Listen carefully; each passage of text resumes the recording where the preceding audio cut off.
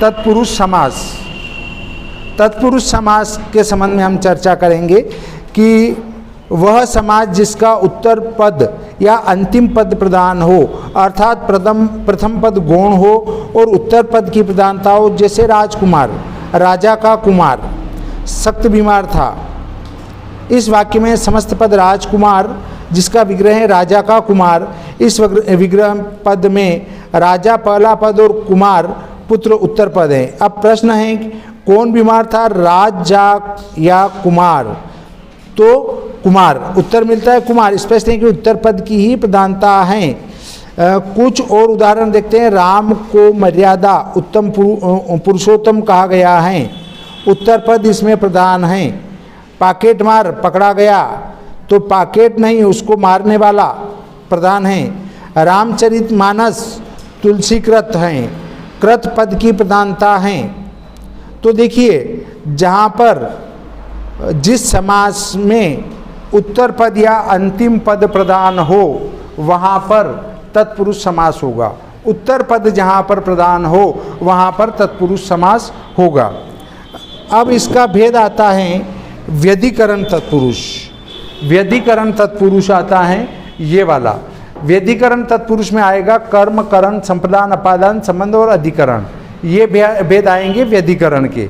तो देखिए, वह तत्पुरुष जिसमें प्रयुक्त पदों में से पहला पद कर्ता कारक का नहीं हो, इस तत्पुरुष को केवल तत्पुरुष भी कहा जाता है।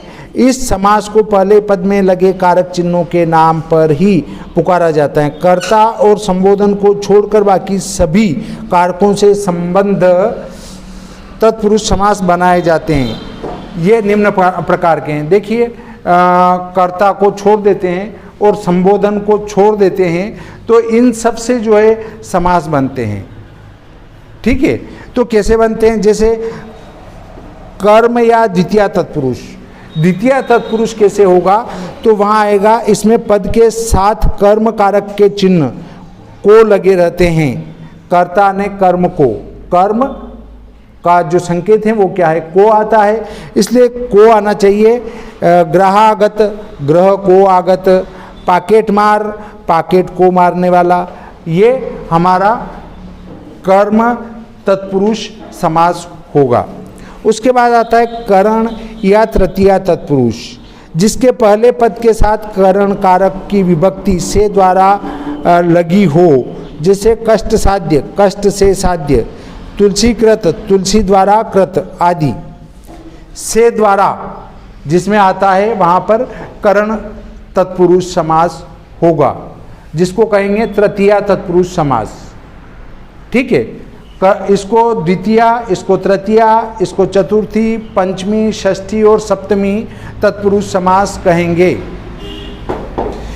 अब आता है संप्रदान या चतुर्थी तत्पुरुष, जिसके प्रथम पद के साथ संप्रदान कारक के चिन्ह को के लिए लगे हों। जैसे देशार्पण, देश के लिए अर्पण। विद्यालय, विद्या के लिए आलय। ये जो है जहाँ पर के लिए का प्रयोग हुआ है वहाँ संप्रदान कारक या चतुर्थी तत्पुरुष होता है।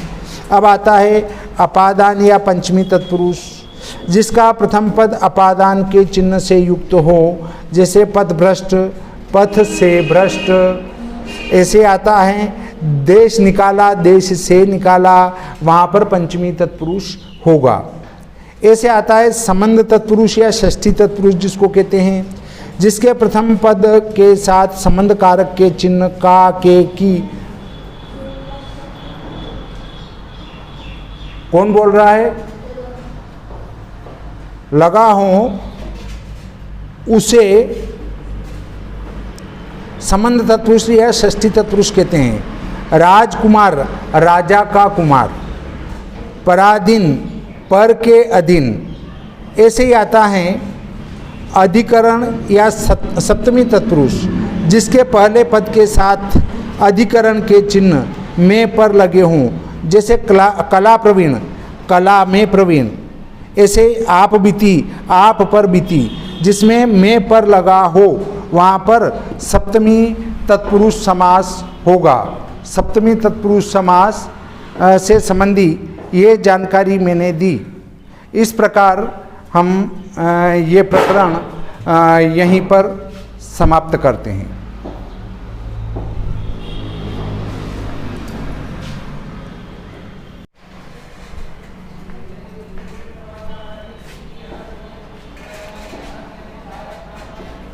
देखिए, तत्पुरुष समास में व्यधिकरण के ये भेद पड़े, 2, 4, 6 भेद, और 6 भेद के बाद आते हैं समानाधिकरण के ये भेद, कर्मधारय, द्विगुण, अन तत्पुरुष, मध्यम पद, लोपी, प्रादि, उपपद, अलुक, मयूर व्यंजकादि। तो देखिए, अब हम पढ़ते हैं समानाधिकरण तत्पुरुष। इसमें आता है जिस तत्पुरुष के सभी पदों में समान कारक कर्ता पाया जाता है, इस समास के अंतर्गत निम्नलिखित समास आते हैं। एक तो आता है हमारा कर्मधारय समास, कर्मधारय है ना। तो कर्मधारय समास में आता है समानाधिकरण तत्पुरुष का दूसरा नाम कर्मधारय है, जिस तत्पुरुष का समास के समस्त पद समानाधिकरण हो, अर्थात विशेष विशेषण भाव को प्राप्त हो, कर्ता कारक के हों और लिंग वचन में भी समान हो। दूसरे शब्दों में वह समास जिसमें विशेषण तथा विशेष्य अथवा उपमान तथा उपमेय का मेल हो और विग्रह करने पर दोनों खंडों में एक ही कर्ता कारक की विभक्ति रहे, वहाँ पर कर्मधारय समास होगा। पहला पद विशेषण और दूसरा विशेष्य होगा। इसका पहला पद विशेषण होगा और दूसरा विशेष्य होगा। तो देखिए, महान पुरुषः, महापुरुषः, पुरुष शब्द है और उसकी विशेषता है कि वो महान है। तो विशेषण और विशेष्य, विशेषण जो विशेषता बताते हो वे शब्द विशेषण कहलाते हैं, और जिसकी विशेषता बताई जाए वह विशेष्य कहलाता है। विशेषण और विशेष्य, ठीक है। पक्व अन्न, पक्वान्न, है ना, ऐसे आता है दोनों पद विशेषण हो, जहाँ दोनों पद विशेषण भी हो सकते हैं। श्वेत और रक्त, सफ़ेद और लाल, भला और बुरा, है ना। ऐसे ही पहला पद विशेषण और दूसरा विशेषण हो, श्याम सुंदर, है ना। श्याम है और सुंदर है। श्याम किसी का नाम है और वो सुंदर है, और श्याम का अर्थ काला भी होता है। दोनों पद विशेष्य, आम्रवृक्ष। ऐसे ही पहला पद उपमान, घन की भांति श्याम, घनश्याम। पहला पद उपमेय, नरसिंह। उपमान के बाद उपमेय, चंद्रमुख। रूपक कर्मधारय, मुख चंद्र। पहला पद कुपुत्र। ऐसे आता है नन तत्पुरुष, जो नकारता हो।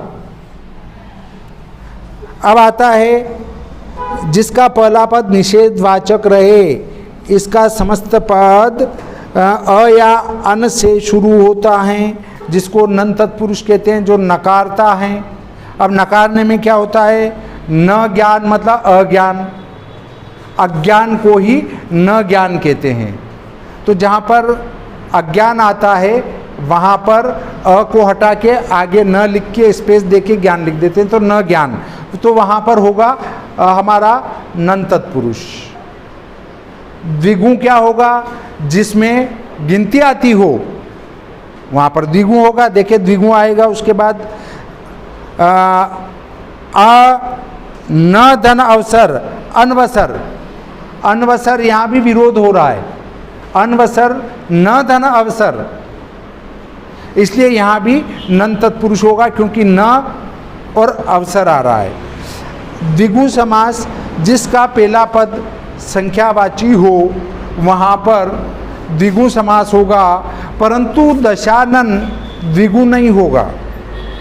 दशानन क्यों नहीं होगा, 10 आननानि यस्य सह, अर्थात 10 सिर हैं जिसके, वो किसी अन्य का अर्थ लगाया जा रहा है, इसलिए वहाँ पर बहुब्रीहि समास होगा। केवल दशानन जिसमें 10 सिर जिसका अर्थ होता है 10 सिर, वही जाएगा हमारा किसमें, बहुव्रीहि में। बाकी जितने भी गिनती वाले शब्द आएंगे वे सब जाएंगे हमारे द्विगुण समास में। पंचवटी पंचानाम वटानाम समाहारः, 5 वट वृक्षों का समूह। चौराहा 4 रास्तों का समूह, है ना। तो यहाँ पर ये द्विगुण समास होगा। कर्मधारय, नन तत्पुरुष, द्विगुण, ये हो गए। अब आता है अगला, ये द्विगुण समास में भी 2 भेद है। एक तो समाहार द्विगुण आता है और एक उत्तर पद प्रधान द्विगुण भी आता है।